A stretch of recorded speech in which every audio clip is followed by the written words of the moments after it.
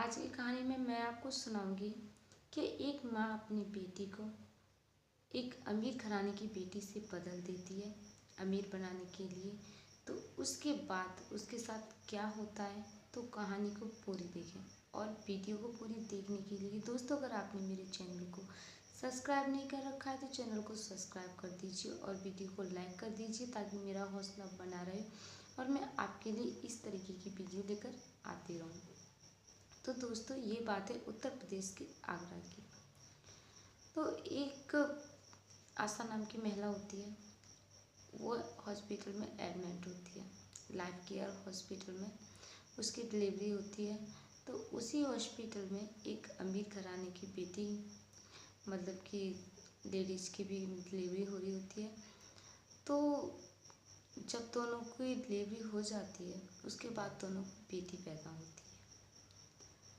तो जब बेटी पैदा हो जाती है उसके बाद जब सबको बाहर निकाल दिया जाता है, जो नर्स वगैरह होती हैं वो बाहर निकल जाती हैं और तो जब माँ और बच्चे को अकेला थोड़ा आराम करने के लिए छोड़ देते हैं, तो उस वक्त जो वो गरीब महिला थी उसके दिमाग में एक आइडिया आया और उसने सोचा कि क्यों ना मैं अपनी बेटी को इसकी बेटी के साथ बदल दूँ, तो मेरी बेटी ऐशो आराम की ज़िंदगी जी सकेगी।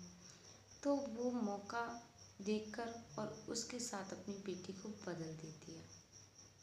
उसकी बेटी उठा के अपने पास ले आती है और अपनी बेटी उसके पास लेटा आती है। उस वक्त उसकी माँ सो रही होती है तो उसे पता नहीं चलता। तो जो उसने बेटी बदली थी तो वो सोच रही थी कि ये मेरी बेटी है, क्योंकि उसे नहीं मालूम था कि उसके साथ क्या हुआ है, लेकिन उसे मालूम था क्योंकि उसने बदली थी। तो जब वो हॉस्पिटल से डिस्चार्ज हो जाती हैं उसके बाद वो अपने अपने घर जाती हैं।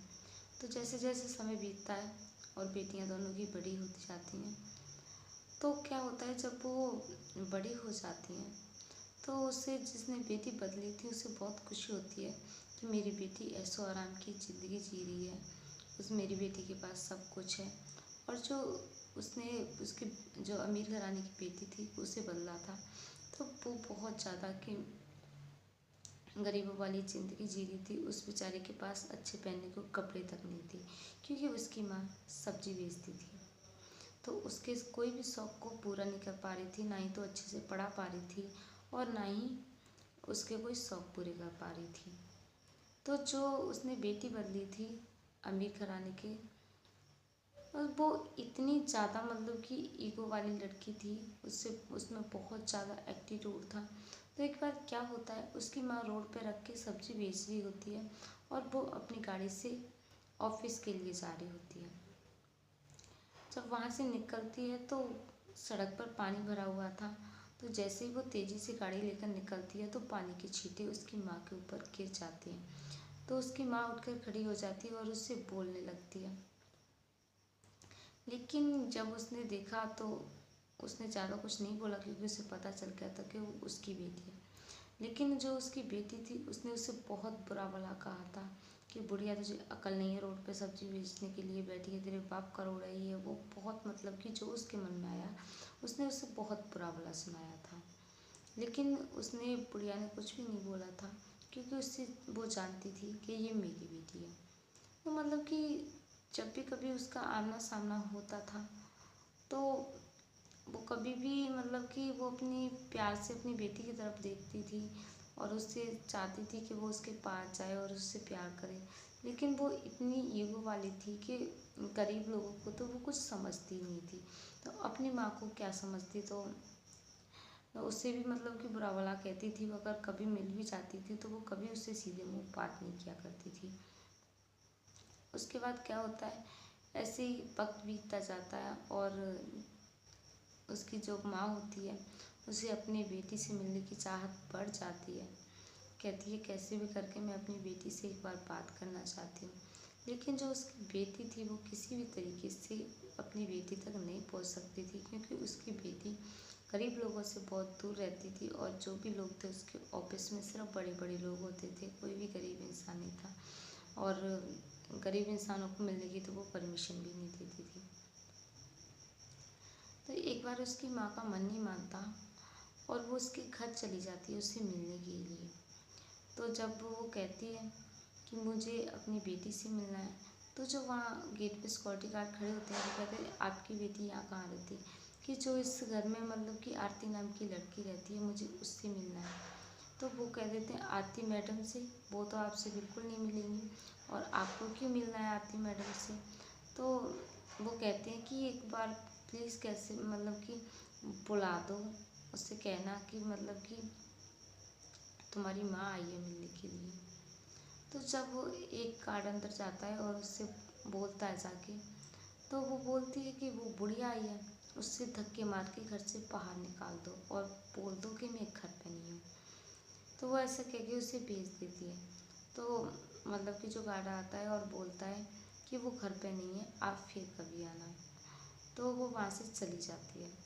तो मतलब कि वो सोचती है कि मतलब कि उससे बहुत मिलने की कोशिश करती है, लेकिन वो उससे मिल नहीं पाती।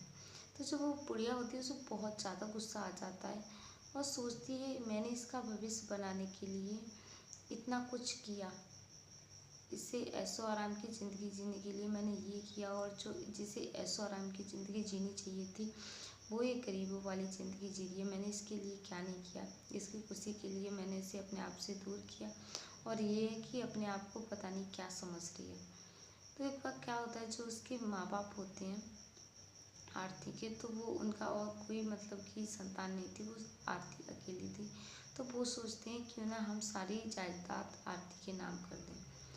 तो वो ऐसा ही करते हैं। तो ये बात जब आरती की माँ को, असली माँ को पता चलती है, तो वो सोचती है कि मैं ऐसा होने नहीं दूँगी, जो इसकी असली हकदार है ये हक उसी को मिलना चाहिए, आरती इस हक के लायक ही नहीं है। तो मतलब कि जब भी जायदाद उसके नाम करने के लिए पहुंचते हैं कोर्ट में, तो आरती की माँ भी वही पहुंचती है और सच्चाई सबको बता देती है कि जो आरती है उनकी बेटी नहीं है, हॉस्पिटल में उसने अपनी बेटियों को बदल दिया था। तो मतलब कि जो आरती की माँ होती है इस बात पे विश्वास नहीं करती, वो सोचती है कि शायद ये अपनी बेटी को हमारे मतलब कि पैसे के लालच के मारे और अमीर बनाना चाहती है, इसकी बेटी ऐशो आराम की ज़िंदगी जी इसलिए खेल खेल रही है। तो मतलब विश्वास नहीं करते। तो जो आरती की माँ होती है वो बोलती है आपको मेरी बातों पे विश्वास नहीं होता, तो चलिए डीएनए टेस्ट करा लेते हैं और आपको सब सच्चाई पता लग जाएगी। तो जब वो ये बोलती है तो उनकी मतलब कि उसकी बातों पे उससे यकीन होने लगता है और वो उसके मुताबिक चलते हैं। जब डीएनए टेस्ट कराया जाता है तो सच में वो उनकी बेटी नहीं होती। तो जब ये बात पता चलती है तो उससे मतलब कि उससे पूछते हैं कि तुमने ऐसा क्यों किया। तो वो बोलती है कि मैं अपनी बेटी को सोचती थी कि मेरी बेटी एक ऐशो आराम की ज़िंदगी जिए, इसलिए मैंने ऐसा किया, मुझे माफ़ कर देना, लेकिन ये तो इसके लायक ही नहीं है। मैं इसे अपने घर लेके जाती हूँ और आप अपनी बेटी को ले जाइए।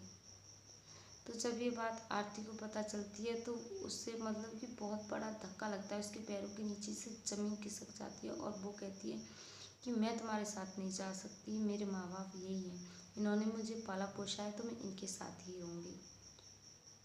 लेकिन आरती के जो माँ बाप होते हैं उन्हें लगता है कि उनकी असली बेटी को ही उनके पास रहना चाहिए, क्योंकि वो उनकी बेटी नहीं थी।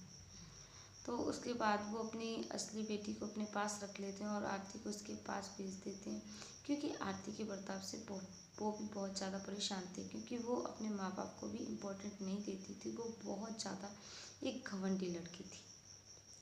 तो दोस्तों इस तरीके से वो दोनों आपस में बदल जाते हैं और उन्हें अपने अपने घर मतलब कि जो आरती होती है वो एक गरीब वाली ज़िंदगी जीने लगती है, और जो मतलब कि पूजा थी वो अपने घर चली जाती है, वो अमीरों वाली ज़िंदगी जीने लगती है।